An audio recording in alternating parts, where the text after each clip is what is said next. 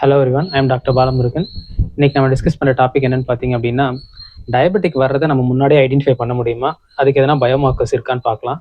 இருக்கு. என்ன அப்படின்னா ஹோமா ஐஆர்னு சொல்லுவாங்க. என்ன அப்படின்னா ஹோமா ஐஆர்னா homeostatic model assessment for insulin resistance.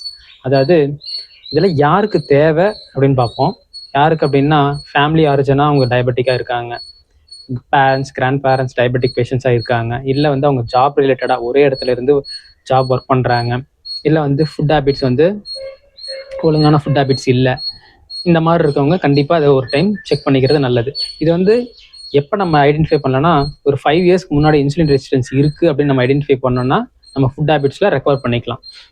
சரிங்களா? இப்போது இதோடைய எப்படி இதை நம்ம கால்குலேட் பண்ணுறது அப்படின்னா, இது ஒரு பயோமார்க்கர் டூல் தான். எப்படி அப்படின்னா ஃபாஸ்டிங் லெவல் எப்போ நம்ம எடுக்கணும் அப்படின்னா ஓவர் நைட் ஃபாஸ்டிங் தான் சொல்லுவோம். எப்போ அப்படின்னா நம்ம நைட்டு ஃபுட்டு எடுத்துகிட்டு இயர்லி மார்னிங் எதையுமே எடுக்காமல் அந்த பிளட் சாம்பிள் தான் நம்ம ஃபாஸ்டிங் பிளட் சாம்பிள்னு சொல்லுவோம். அந்த ஃபாஸ்டிங் பிளட் சாம்பிளில் குளுக்கோஸ் லெவலும் இன்சுலின் லெவலும் சரிங்களா டிவைடட் பை அது ரெண்டையும் மல்டிப்ளை பண்ணிவிட்டு டிவைட் பை 405.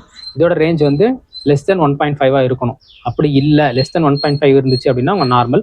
அது இல்லை 2 ஆர் கிரேட்டர் தென் 2 இருந்துச்சு அப்படின்னா அவங்க வந்து இன்சுலின் ரெசிஸ்டன்ஸால் இருக்காங்க, மோர் ப்ரோன் டு டயபெட்டிக்.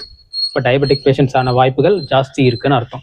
அதுக்கான மெடிகேஷன்ஸோ இல்லை அதுக்கான ஃபுட் ஹேபிட்ஸ் அவங்க கண்ட்ரோலில் கொண்டு வரணும். இது வந்து ஆல்மோஸ்ட் நம்ம ஒரு 5 இயர்ஸ்க்கு முன்னாடியே கண்டுபிடிக்க ஆரம்பிச்சிடலாம். சரிங்களா? எவ்வளோ இன்சுலின் ரெசிஸ்டன்ஸ் இருக்குது அப்படின்ட்டு.